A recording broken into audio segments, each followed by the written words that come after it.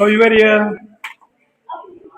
कुसुमाग्रज यांच्या जयंतीनिमित्त आणि मराठी भाषा गौरव दिनानिमित्त आयोजित केलेल्या आजच्या कार्यक्रमासाठी प्रमुख कवी म्हणून आपल्यामध्ये उपस्थित असलेले सन्माननीय प्राध्यापक डॉक्टर अरविंद हंगरगेकर सर, रामकृष्ण परमहंस महाविद्यालय धाराशिव, त्यांच्यासोबत आलेले दुसरे कवी डॉक्टर मधुकरजी हुजरे साहेब, आजच्या कार्यक्रमासाठी आपल्याला प्रमुख पाहुणे म्हणून लाभलेले आपल्या संस्थेचे विश्वस्त आदरणीय आमचे मार्गदर्शक सन्माननीय बाळासाहेबजी वाघ साहेब,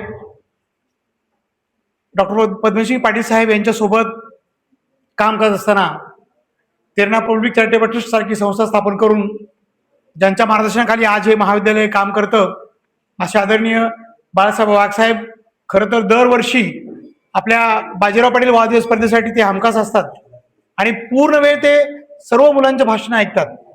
यावर्षी मला त्यांची खूप आठवण झाली.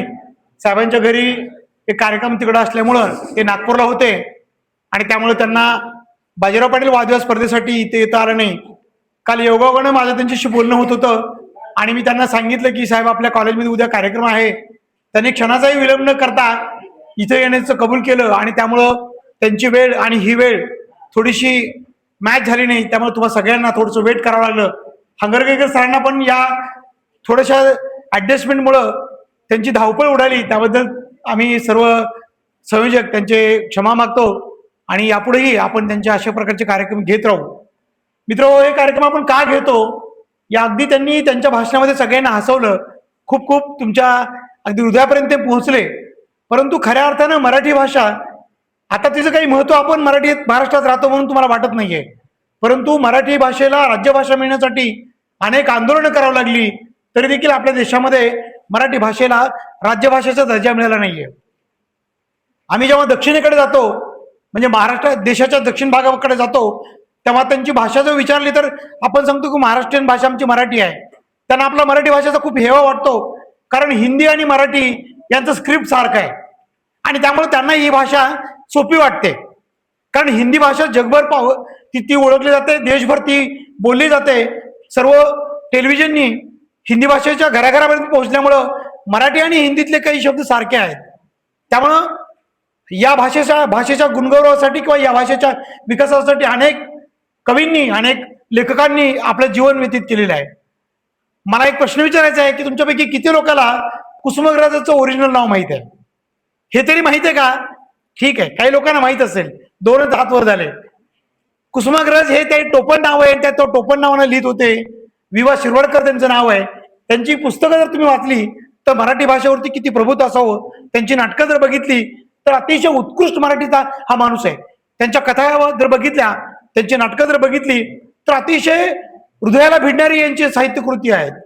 आणि यासारख्या साहित्यकृती मराठी भाषेमध्ये तयार झाल्या आहेत, ज्या साहित्यकृती अगदी इंग्रजीतल्या साहित्यकृतींना लाजवतील त्यांच्यापेक्षा देखील मोठ्या साहित्यकृती इथं तयार झाल्या आहेत.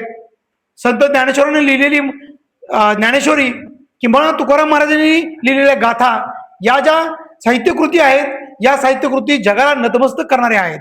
आणि त्यामुळे मराठी भाषेचं गुणगान, मराठी भाषेचा गोडवा हा जगभर प्रसिद्ध आहे. खूप बोलण्यासारखं आहे. आपलं वेळ झालेला आहे. मी माझं अध्यक्ष समारोप आटोपण्यापूर्वी मी हंगरगेकर सरांना आणि हुजरे सरांना धन्यवाद देऊ इच्छितो. तुम्हाला पुरेसा वेळ मिळाला नाही सर, आपण पुन्हा एकदा तुमचा कार्यक्रम नक्की आयोजित करू. मला आज आनंद झाला की वाघसाहेब आमचे वेळात वेळ काढून इथं आले. आपल्या महाविद्यालयातील कार्यक्रमात त्यांनी हजेरी लावली. मराठी विभागानं अतिशय कमी वेळेत, खरं तर आमची मानसिकता नव्हती की हा मोठा कार्यक्रम घ्यायचा का काय, परंतु त्यांनी अतिशय लावून धरलं. उकेडे सरांनी खूप मनावर घेतलं, ताटे सरांनी त्यांना सहकार्य केलं आणि सर्व या मराठी विभागाने हा अतिशय सुंदर कार्यक्रम घडून आणला. त्याबद्दल त्यांनाही सगळ्यांना धन्यवाद देतो. आपणही तुमचे पेशन्स बघणे इतका आम्ही तुमच्यासाठी वेळ वाढवला, कारण मला माहिती आहे की 9:30 ते 11:30 जवळपास 2 तास आपण आमची सगळ्या कार्यक्रमाची वाट पाहिली. त्याबद्दल आपल्या सगळ्यांना मी धन्यवाद देतो. सर्व स्टाफला देखील धन्यवाद देतो. अशाच प्रकारचे कार्यक्रम महाविद्यालयामध्ये होत राहिली तर आपण या समाजाचं उत्तरदायित्व ठरतो. मराठी भाषेचं आपलं पण काही देणं आहे, तिच्या प्रति आपलं काही कर्तव्य आहे. ते कर्तव्य पार पाडण्यासाठी आमच्या विद्यार्थिनींनी पण अतिशय चांगल्या पद्धतीने संचलन केलं.